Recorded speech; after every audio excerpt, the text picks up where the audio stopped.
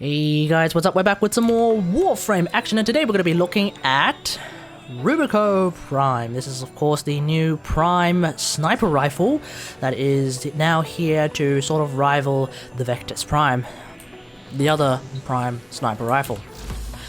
Okay, so let's just do a quick comparison with Vectis Prime. Vectis Prime has less critical, let's look at it the other way. Rubico Prime has more critical chance, more critical damage, a 3 times multiplier, which is huge. It has a bigger magazine. It has 5 rounds instead of 2 rounds in Vectis Prime. It has lower status chance though, and it is a it's an impact based weapon, and it does less damage per shot, which kind of makes sense because, you know, Vectis Prime is a 2-shot rifle, whereas Rubico Prime being your 5-shot rifle, it makes sense. And as a direct result of that, Rubico Prime also has a slower reload speed.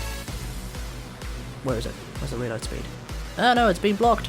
It takes 2 seconds as opposed to 0.9 seconds for Vectis Prime. So Vectis Prime is your sort of your multi-purpose single-shot rifle. It's really good for things like Eidolon hunts.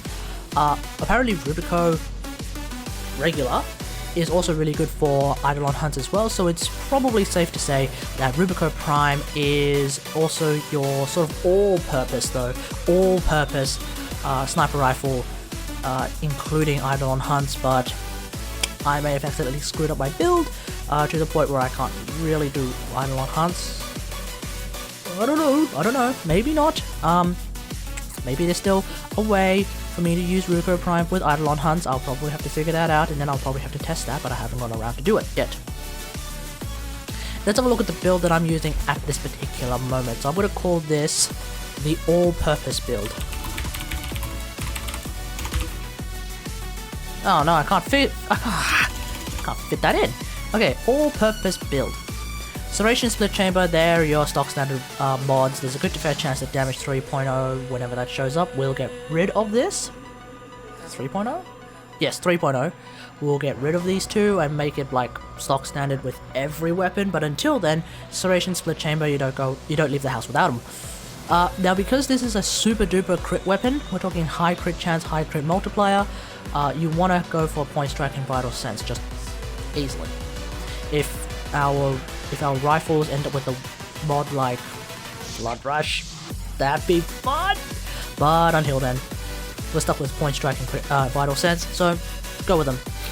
Now because of the high crit damage and also the high crit chance, Argon Scope is a really good mod to use. And let's crack open the calculator, because Argon Scope adds 135% of the base crit chance of Rubico Prime. The base crit chance of Rubico Prime is 38%, so that's 1.35 times your 38% chance, plus the 95% chance that you see already on the screen. That's 146.3% critical chance, which means you have 46.3% of a chance of getting an orange crit on your 6.6 times critical multiplier, which is huge, because that means that particular shot does, I think it's 12.2 times the damage. The math is supposed to be times 2 of the critical multiplier, but then you also have to take away 1, because it's kind of like how counting works. Anyway,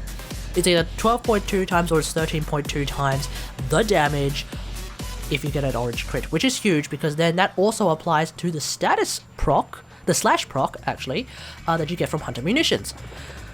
So you could potentially one-shot some really beefy enemies, which we will demonstrate soon. And finally, I'm going for a super hardcore viral build, because I think viral is just really strong. Again, using a weapon that is just single shot, especially a weapon like this that is single shot, low status chance. Viral just seems the stronger one.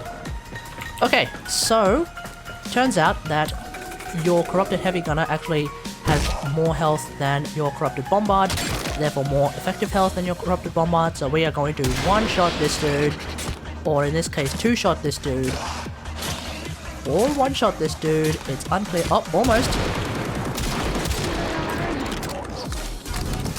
So that first shot did a lot of damage.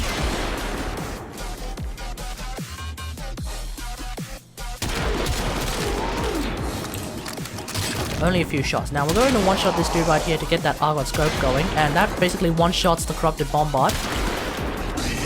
One-shots the other corrupted bombard, and here, of course, now there is the question of whether or not I'm doing stealth damage, but it's unlikely. Keep in mind that with a weapon like this, you want to use the long-range scope as much as you can because you have extra critical damage. See, that's 100. What was that? Was that 15,400 damage? Okay. And then we do this one right here. Well, that was an orange crit, so we did 281,000 damage. It's a lot of damage. That's a lot of damage! Okay, moving on. 1,400. Sorry, 1,400.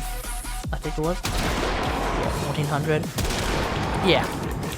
Ultimately, you want to use the long-range scope whatever you can. If it's too difficult to use it, you're always welcome to press the mouse, the middle mouse button. Oops, we gotta kill those guys.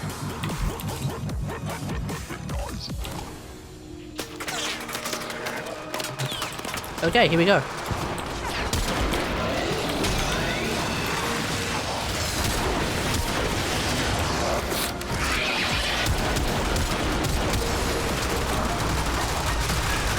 Now, of course, the radiation proc is definitely helping, but ultimately they're not going to do a lot of damage to each other. So it's really down to my Rubico Prime and my dog to kill them all. And I am actually on middle scope, so I should be going on long scope to one-shot that one right there. Well, not really one-shot it. Oops. I haven't used sniper rifles in a very long time. I'm too used to bows.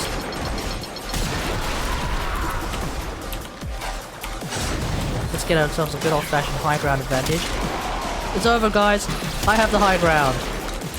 I'm taking a lot of damage from this particular Lancer.